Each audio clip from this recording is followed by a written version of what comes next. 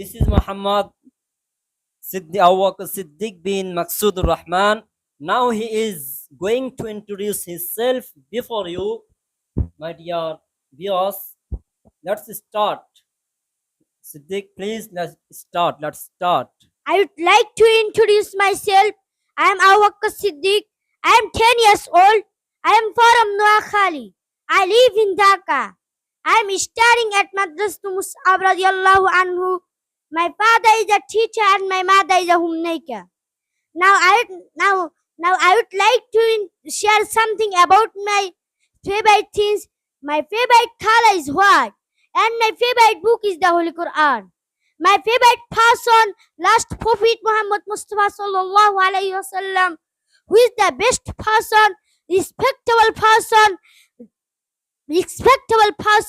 biggest ideal leader in the world. Very good. I enjoy reciting the Holy Quran every day. Finally, my future plan is to be a good Plan. Very good. Plan Good is- job. plan is to be a good alim, an ideal man, and successful man in life and afterlife. Very good.